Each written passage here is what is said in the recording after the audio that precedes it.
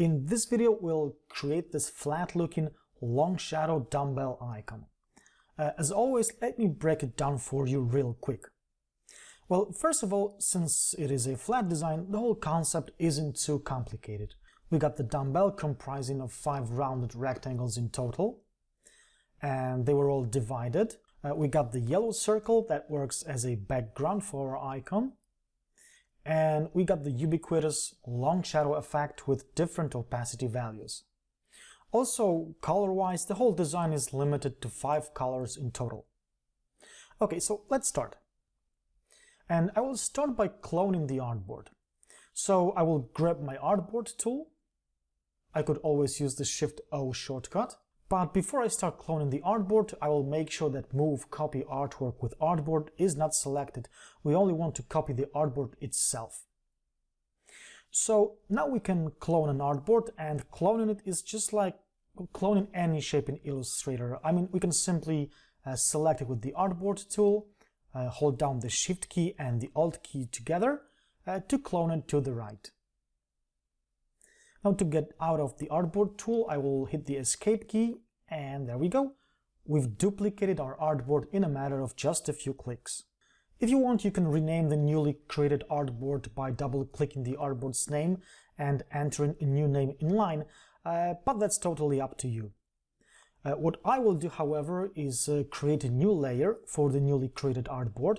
So I will go to the Layers panel and Alt-click the new layer icon down here, so I can get a layer options dialog box where I will name my layer as dumbbell, for instance.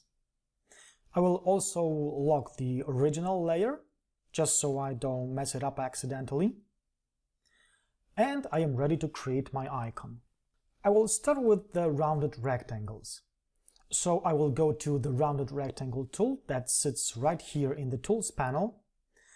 And I will click on the artboard to enter specific values for my shape, like 700 pixels for width and 75 pixels for height and 36 pixels for corner radius value. And I end up with this kind of rounded rectangle that will be our main bar. Now to create the weights, I will again use the rounded rectangle, but this time I will click and drag on the artboard, and I can of course hold down the up or down arrow keys to control the radius of the corners. I'm gonna do it till I get this kind of rounded rectangle. So these are 2 ways of creating rounded rectangles, and which one you will go for is totally up to you. I just wanted to share with you these 2 techniques so you can decide which one works better for you. Now I want to divide this bigger horizontal rectangle, and the best way to do that is by using the Pathfinder tool with a little bit of help from the Line Segment tool. So I will first select the Line Segment tool from the Tools panel, or I could always use the / key to activate it, and holding down the Shift key, I'll draw a line that is parallel to the rounded rectangle and go straight through it just like so. Now for all this to work hassle-free, it's very important to have smart guides on. And if you don't have them on, go to the View menu and choose Smart Guides. Or you could always use the Ctrl-U shortcut. This way you won't have to keep aligning the shapes to make sure they are in the right place. Okay, now I can go to the Pathfinder tool, which you can access from the Window menu, Pathfinder, or by pressing the Ctrl-Shift-F9 shortcut on the keyboard. But since Pathfinder is such a handy tool, it's really a good idea to dock it in the right panel, just to keep it handy. Okay, so I'm in the Pathfinder tool, and in here I want to choose this option in the bottom left corner that says Divide.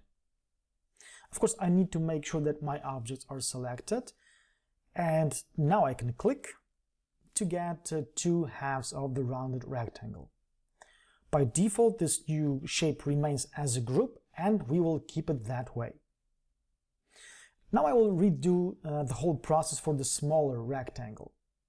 So I'll draw a vertical line in the middle of the smaller rectangle, go to the Pathfinder, making sure both shapes are selected, and choose divide. What I want to do now is to have a smaller copy of this rounded rectangle, but redoing the whole process would be such a waste of time. So instead of creating a new but smaller divided rounded rectangle, I will simply transform it.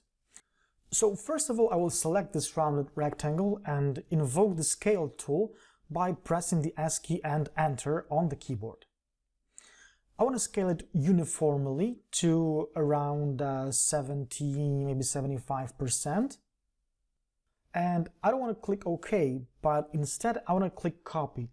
So I end up with a duplicate of the rounded rectangle, just smaller. Now all I need to do is to simply move the smaller rectangle, and I will put it behind the bigger rectangle by using the Ctrl plus left bracket shortcut, just like so. Now our shapes start to resemble the dumbbell, right? To complete the shape, what's left to do is to reflect the two rounded rectangles. And I will do that by selecting both these guys, pressing the O key to make the reflect tool active, and pressing Enter to enter the reflect tool dialog box. And in here I want to make the reflection vertical. And again, I don't want to hit OK, but I want to hit Copy. And just like so, we got a new set of weights that now we can move to the right. Quick note here, guys, you've probably noticed that I am not going to the selection nor the direct selection tool a lot. Well, that's because whenever I want to select something to move it or quickly rotate it, I'm simply pressing the Control or Command key if you're on a Mac to temporarily switch to the last used selection tool. So if you see me instantly switch into the selection or the direct selection tool without clicking on it in the Tools panel, well, that's because I'm holding down the Control key. Okay, before we move on to adding colors to our shape, it's good to make sure that our shapes align properly in relation to each other. So I will create a group of the weight shapes. So I will select all of them and hit Ctrl G to group them. And now you can select whole artwork, go to the Control panel, or you could always go to the Align panel if you prefer. Make sure that Align to Selection is checked, and simply hit Horizontal Align to Center, and then Vertical Align to Center as well, just to make sure everything is aligning properly. And there we go, we got the base shape created. Okay, the last thing to do is to create a circle that will act as a background. So the quickest way to create a circle is to make the ellipse tool active by pressing the L key on the keyboard. And I will start drawing an ellipse while holding down the Shift and Alt keys to constrain the proportions, and start drawing from the center point like so. Okay, we are done with the basic shape, and we can really move on to adding colors and creating the long shadow effect.